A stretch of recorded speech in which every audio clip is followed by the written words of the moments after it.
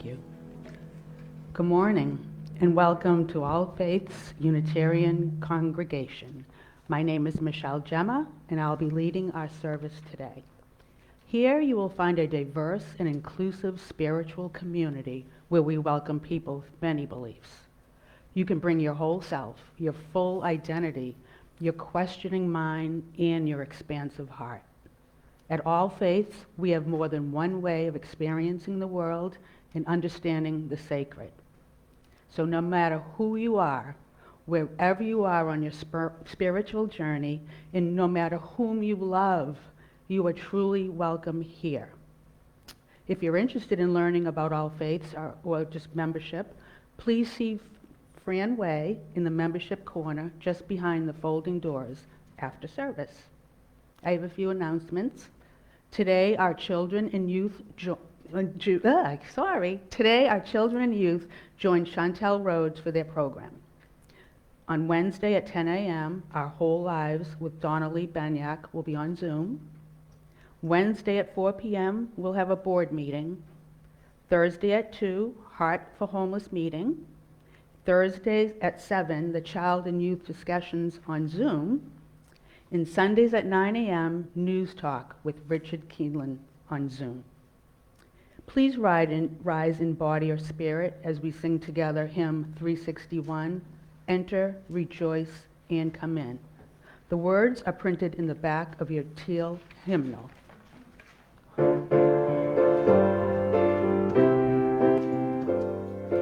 Enter, rejoice, and come in.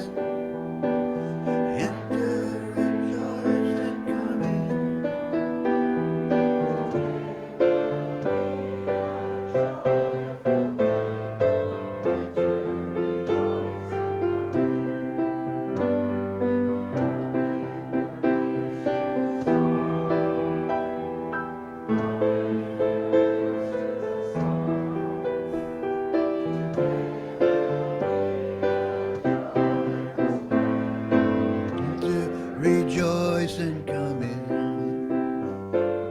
Open your hearts, everyone. Open your hearts,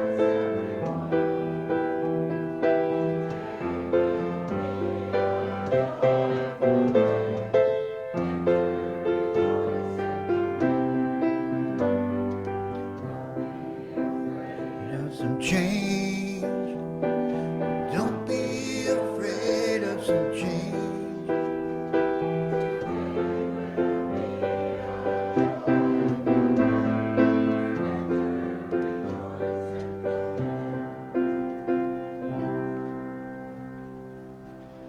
I hope you weren't looking too hard in those teal hymnals. Well, anyway, as Richard Keelan comes forward to light the chalice, please join in reciting the words in your order of service. We seek our place in the world and the answers to our heart's deep questions. As we seek, may our hearts be open to unexpected answers. May the light of our chalice remind us that this is a community of warmth, of wisdom, and welcoming of multiple truths. Thank you. Now please join in singing hymn number 413, Go Now in Peace, as our children join Chantel Rhodes for their program. So, please hit it. Go now in peace, go now in peace. May the love of God surround you everywhere, everywhere you may go.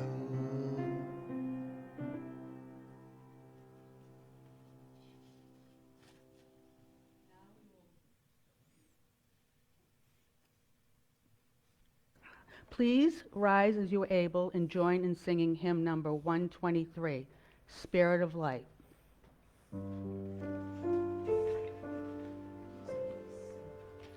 Spirit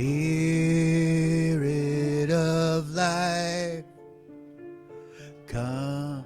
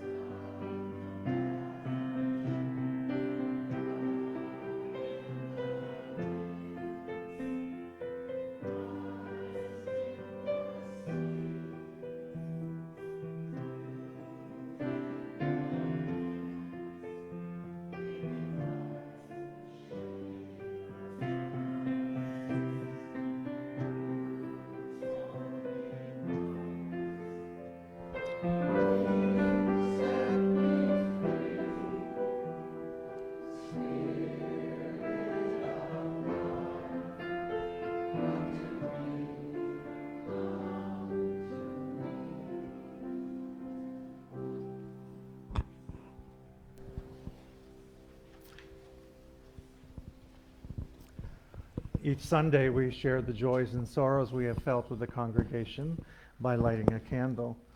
If you'd like to light such a candle, please come forward one at a time and share your joy or sorrow.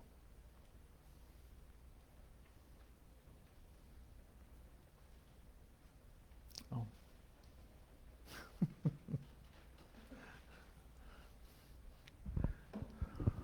My handy assistant, Michelle. Hi, I'm Richard Keelan. I actually want to light a candle this morning for the Lee Health Hospital System. There has been an increase. We're now 100 patients over the last peak inpatient. And for Golisano, where I work, we're 500% over our last peak.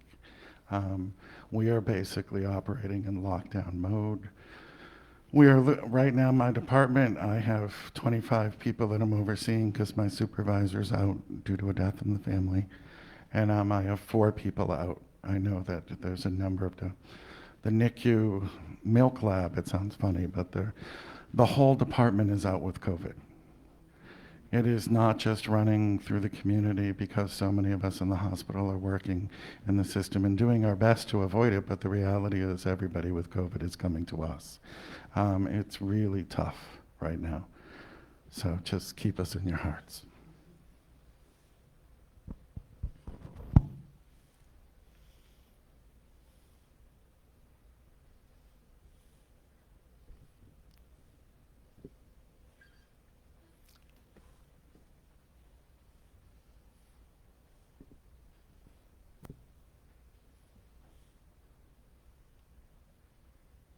Would anyone like me to bring the microphone to you?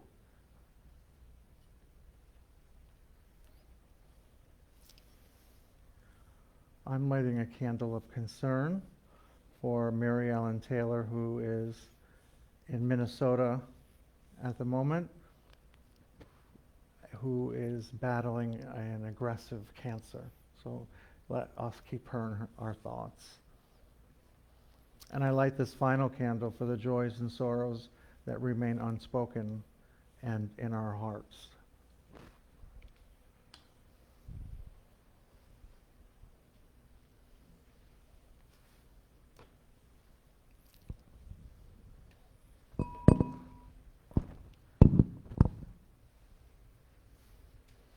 Let us join in a few moments of silence.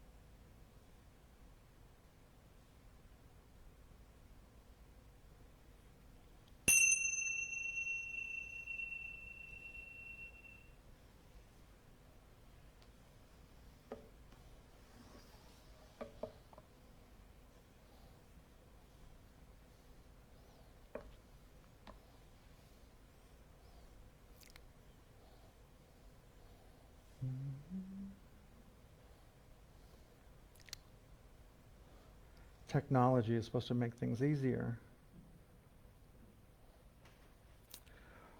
Let us gather this morning joined in seeking the aspirations of the heart, and let us gather and be joined in giving voice to these melodies which can heal the wounded soul and the wounded world. And let us be joined this morning in speaking the words which set us free. It is good to be together.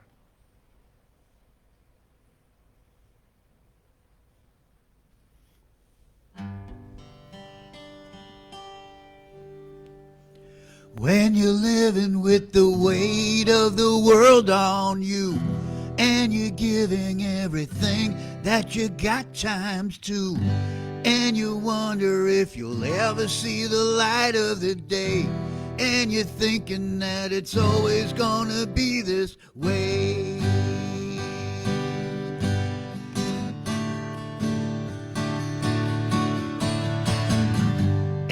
now and then a flicker of a shining light comes along and tells you everything will be alright. Where it's coming from is something that you can't explain. It's a moment that can help you take away the pain and lighten up that ball and chain. It's a rush of hope, like when a stranger stops and smiles. A rush of hope, like seeing stars in the sky for 1,000,000 miles. There's hope when something finally goes your way. It's a rush of hope,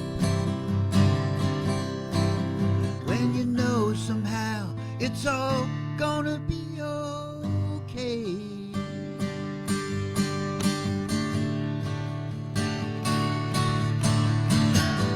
It may happen only once in a big blue moon, or it can happen every time that you hear this tune. So addicting, you just want to have some more, satisfying you, a feeling you can't ignore.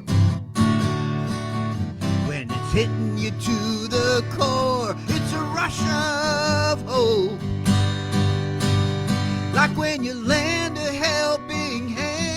A rush of hope, like when you know that it's right and you're taking a stand. There's hope when something finally goes your way. It's a rush of hope, when you know somehow it's all gonna be okay. It's gonna be okay. It's a rush of hope. Thank you.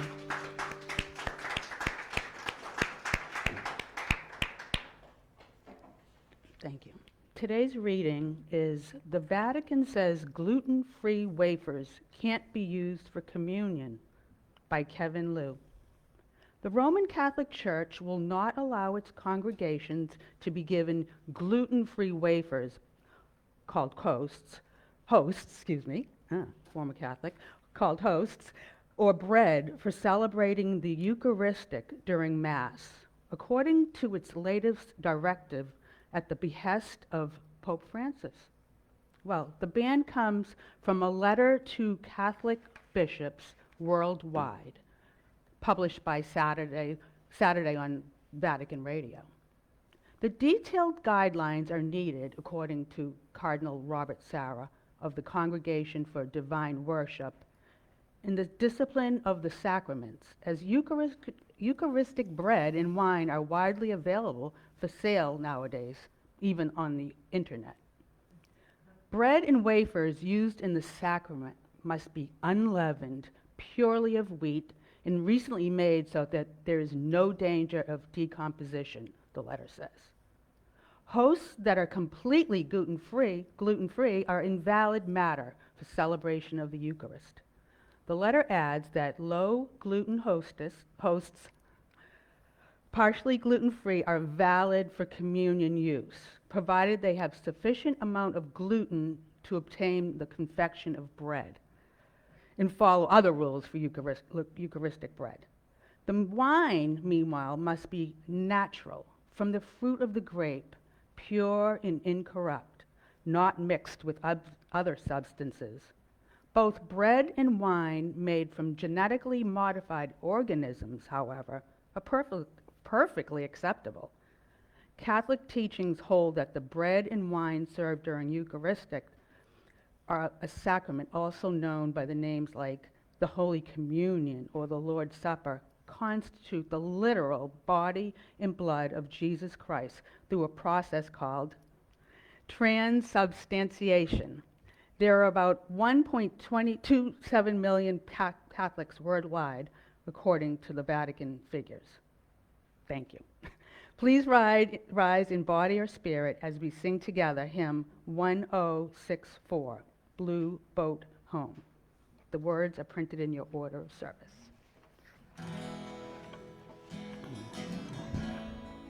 Good.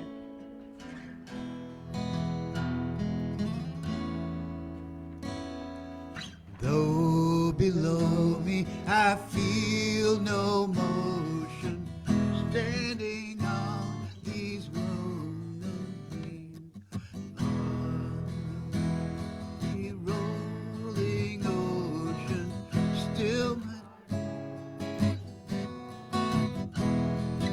I've been sailing all my life now, never harbor or port I have known. The wide universe is the ocean I travel, and the earth is my blue boat home.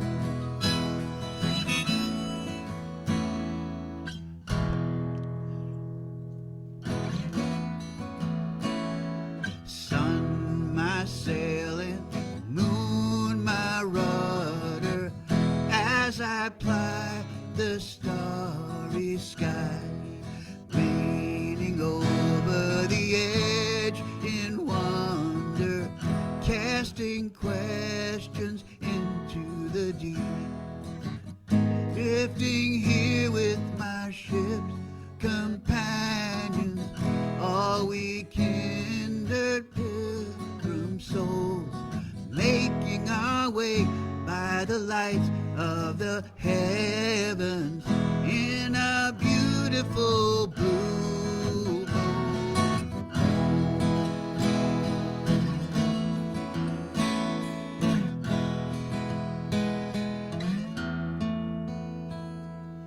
I give thanks to the waves upholding me, hail the great winds urging me on, great the infinite sea before me, sing sky my sailor's song. For I was born upon the fathoms, never harbor or port I have known. The wide universe is the ocean I travel, and the earth is my blue boat home.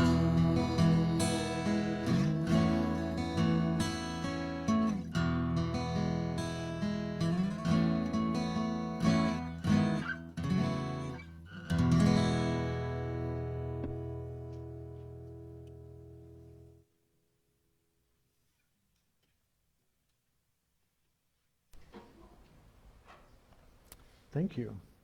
I was hoping to hear more of that harmonica, but Me too. so a while ago, I was preparing notes for my messages this month, with the theme being communion. That's the theme of our messages. And I found an article, our reading this morning, about the Vatican banning gluten-free wafers for the Catholic communion ritual. And if you were confused by the reading or felt it was far too technical, that was the point. And I remember quickly writing the words gluten-free communion in my notebook that I carry around when writing messages. And I hadn't planned on using this as a title for my message, but I never changed it. It worked its way into the Sunday service system, and here we are to talk about gluten-free communion wafers. That's the process. And I thought about changing the title, but decided not to, just to see where it would take me. And I wonder if you had heard about the controversy of gluten-free communion before today. If you haven't, maybe you've had bigger fish to fry. And I also think maybe God and Jesus might have bigger fish to fry than worry about gluten-free communion. But unfortunately, when I was researching, I fell into an internet hole and know more about this controversy than I have ever wanted to. And doesn't that happen to you when you one click and you wake up 3 hours later on the internet? And that's what happened. And for me, it was my fascination with communion gluten-free communion. So here's the big deal. Some people agree to use the gluten-free type of bread in the sacrament of the Eucharist, but many others disagree with it because it's different than the tradition. They believe it's just not how it's been done. And the Catholic Church has ruled that congregants must not be allowed gluten-free wafers as part of the holy sacrament of Eucharist or communion. And as Michelle told us, a letter coming at the request of Pope Francis said that the wafers used in Mass must be unleavened, purely of wheat, and recently made. And hosts that are completely gluten-free are invalid matter for the celebration of the Eucharist or the celebration of communion. And in the letter, it also says low-gluten hosts are valid matter provided they contain a sufficient amount of gluten to obtain the confection of bread without the addition of foreign materials and without the use of procedures that would alter the nature of the bread, blah, blah, blah. And I thought, holy cow, surely the Pope has bigger fish to fry than all of this technical letter about gluten-free hosts. And so people with digestive problems don't eat the hosts. And if you want to remain in sobriety, you don't drink the wine. And the theology behind this was that Christ was fully present in both elements.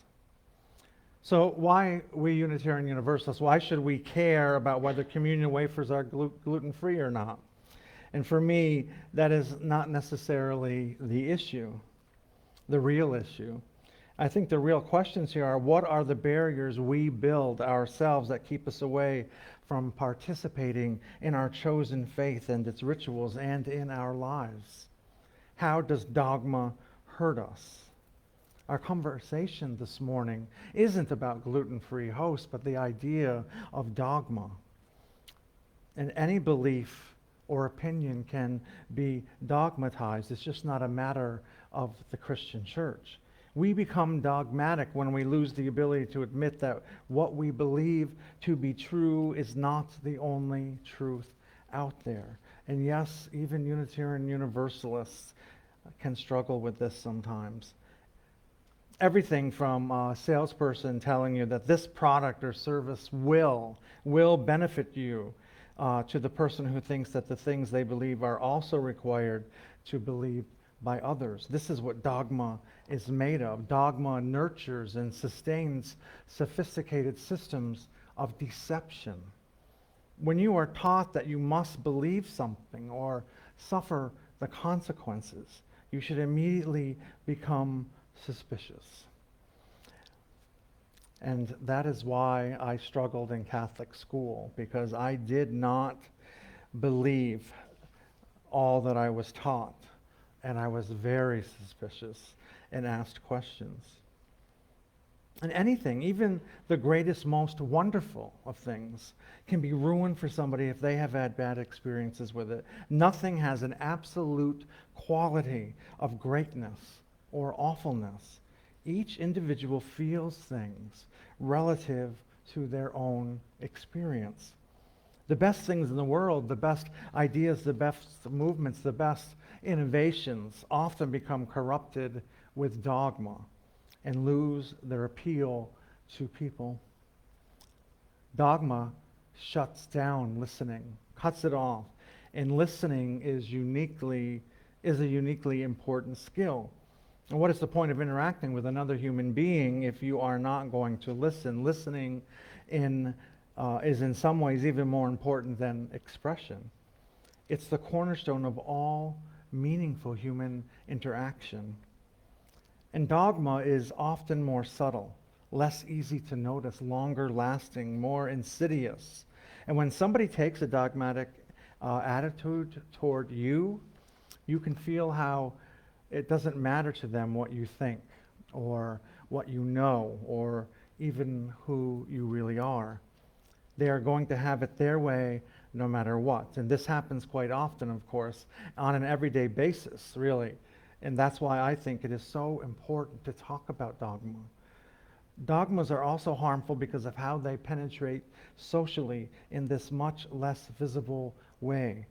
Little so-called truths become accepted as fact, such as the earth is flat, the virus is a hoax, the election was stolen. Affects our ability to listen to new ideas and challenge the dogma. That is a huge problem for us in this country at this moment. We need to challenge the dogma. We are listening to things that aren't true, but don't challenge them. Well, maybe not us, right? During this flat earth period, for example, anybody in areas where the flat earth belief was held who dared to say that the world is round would be mocked and ostracized at best and perhaps killed for blasphemy at worst. And aren't we seeing people suffer the consequences of challenging the dogma of the big lie? We see that today, that if we reject that big lie or believe science, that we too will be ostracized and receive consequences. And people with a dogmatic opinion often feel that it's more important to defend what they think than anything else, as though somehow if they open themselves up to other points of view, they are going to get brainwashed and to challenge their minds into a conversation. But here's the secret: you're already brainwashed. I often, not you, but dogmatic thoughts are brainwashing.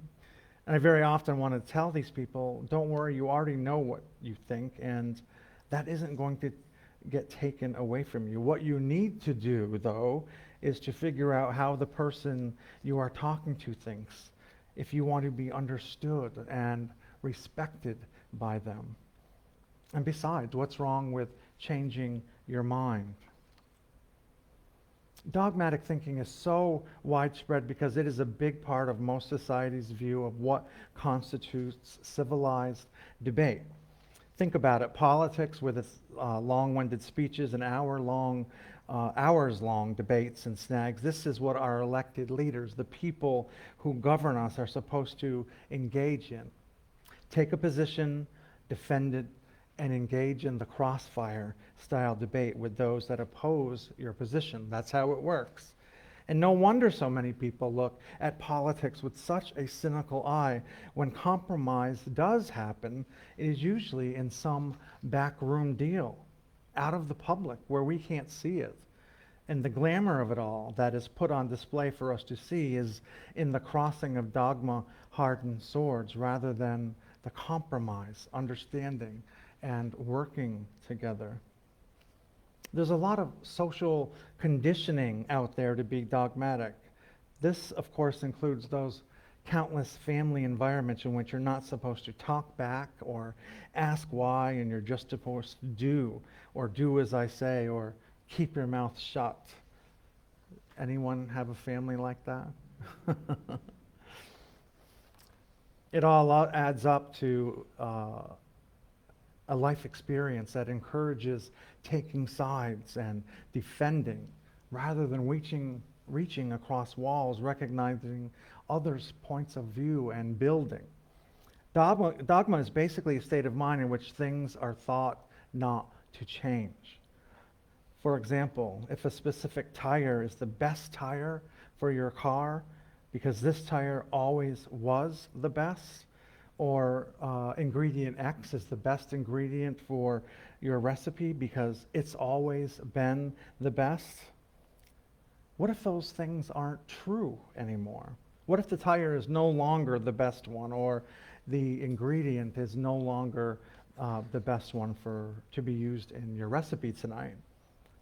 These changes can happen very quickly, and often human recognition of them is horribly slow to catch up. That's because we are pattern seekers. We look for the things that consistently work and apply them again and again when needed. And there's nothing wrong with doing this as long as what you're doing keeps working and keeps working well. But very often the situation changes, and sometimes you have to change your approach because what used to work will no longer work. It no longer serves us well. And the scary part for many people is that you have absolutely zero control over when a change will be necessary. Now, dogma is not always completely bad. If I said it was, that would be a dogmatic statement. Thank you. And there are those few times when, for an instant, it is necessary to concentrate on one thing and assume it is unchanging and nothing else. But generally speaking, on the level of humanity, we are not suffering from too little dogma in our world. We are suffering from too much of it.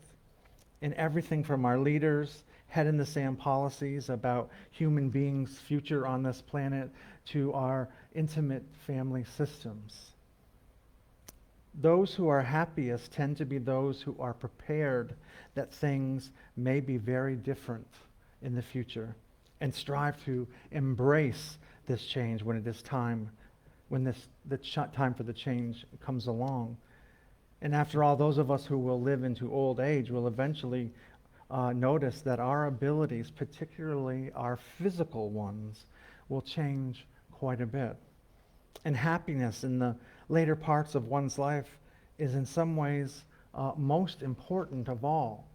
If you are happy when you are older, it validates that the life you have lived up until then has been of value in some way. Even if it wasn't always fun and easy, it's still been of value in some way. And this is the value of recognizing our dogma. Recognizing our dogma and challenging it. Sometimes you can't change a habit or train of thought that you are stuck in, and that's okay. It is dogmatic in and of itself to think that you must change it right away.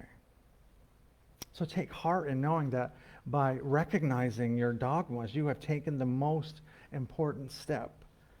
The others will follow when their time comes, as long as you no longer let your dogmas hide from you. And so the dogma disallowing gluten-free communion honors what we are told must be, because that's the way it has always been.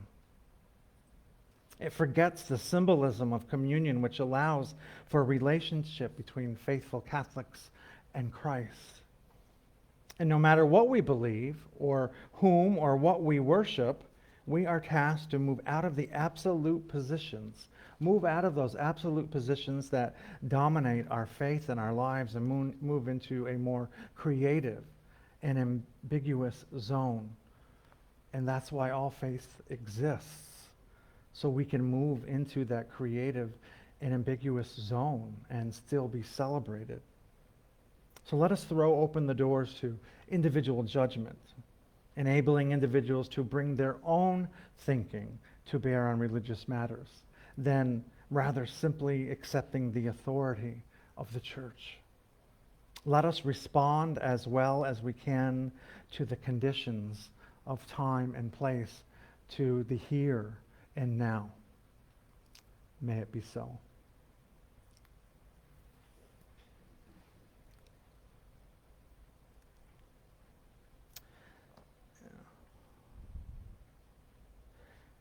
So before we accept the offering, I have a joke. It's better than last week, I promise. I got a lot of grief about last week's joke. So if you're new or have forgotten, we tell a joke at the time of the offering because I believe that laughter makes you generous. But first, I'd like to thank you for your generosity to the congregation, so we may do the congregation's work and support our staff. If you are watching from home or some other place in our sanctuary, please use the address below this message to send your offering. So an Irish priest has a rat problem. He tries everything to get rid of the rats. Traps, poison, setting cats loose in the church. Nothing works. and they are starting to deter some of his regular attendees because they see the rats during communion. And one day, a bishop is visiting, and the priest tells the bishop his woes. And the bishop says, "Have faith, my son, I will take care of your rat problem." And the bishop enters the church, and about an hour later comes out and declares that it's done. There are no rats in the house of the Lord any longer. Dumbfounded, the priest walks in, and sure enough, he can't find a single rat. And he says, "Praise the Lord. But whatever did you do, Bishop?" And the bishop leans back on his car and says, "Well, I baptized them. Now they will only ever be around on Christmas and Easter." The morning offering will now be given and received. A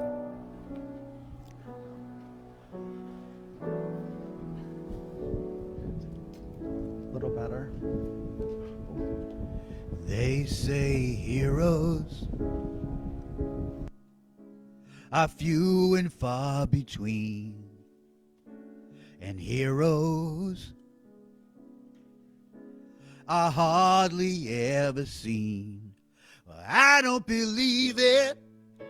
Truth be told, they're the ones with hearts of gold. If you look close enough, you'll find a hero next to you.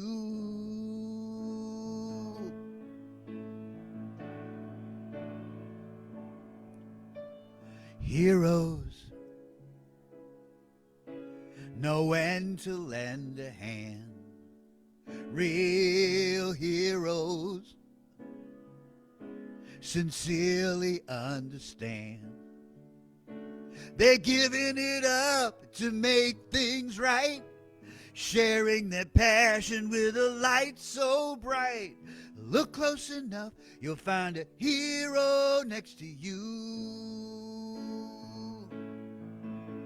My heroes, they were fantasies and magazines, on TV shows and comic books and movie screens. But a real hero will help you find your way when you're feeling lost, no matter what the cost.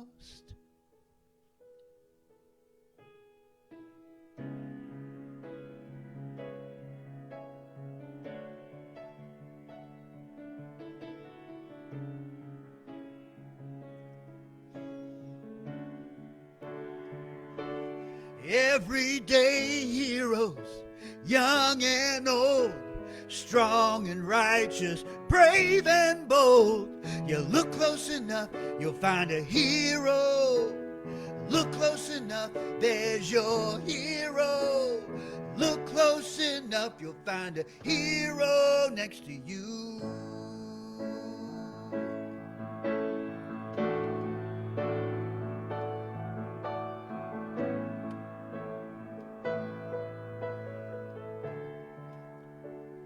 Your heroes next to you.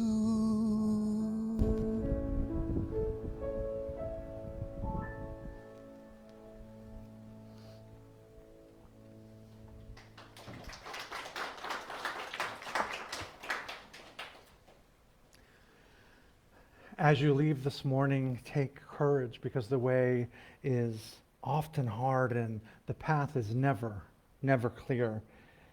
And the stakes are very high. The stakes are high.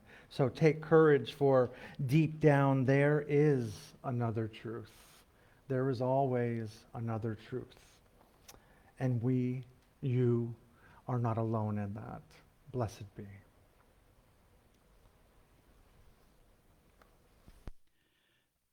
This song I wrote is in tribute and in memory to those people we lost during COVID. These names are first names only of famous and not famous people.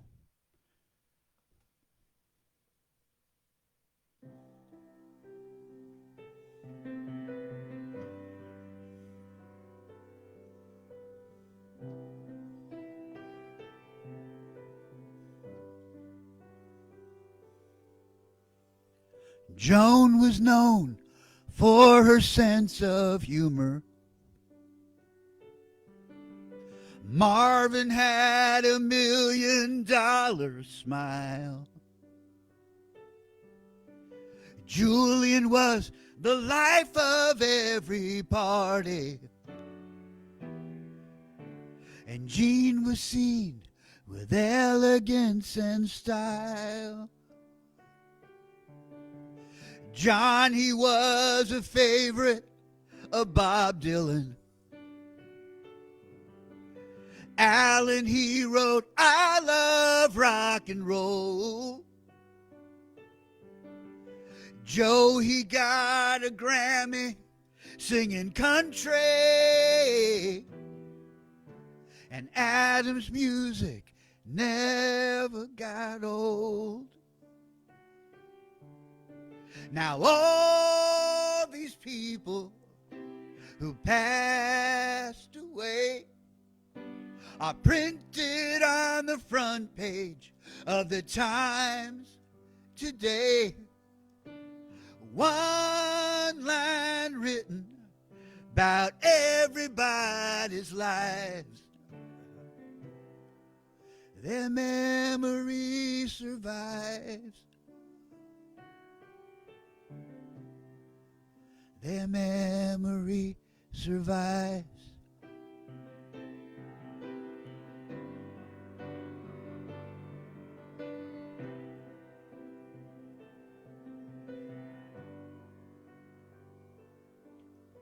Now Harvey lived across from Yankee Stadium, and they were Rosemarie's favorite team. Bobby, he had tickets to the Seahawks, and Paul, he could have played in major leagues. When he was a founder of a theater, Terrence, he won Tonys for his plays. Adam had an expertise in musicals, and Jennifer made costumes for the stage. Now all these people who passed away are printed on the front page of the Times today. One line written about everybody's lives. Their memory survives. Their memory survives. 600,000 people. Can we ever comprehend? We could have done so much better. It's too late for them. It's way too late for them.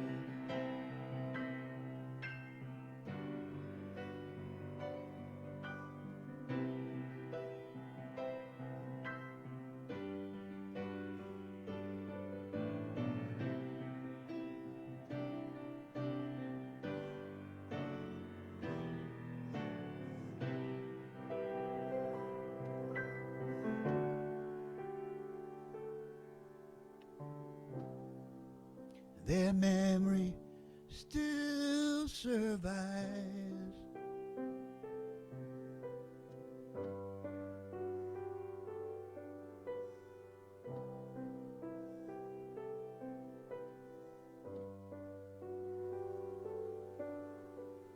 Joan was known for her sense of humor.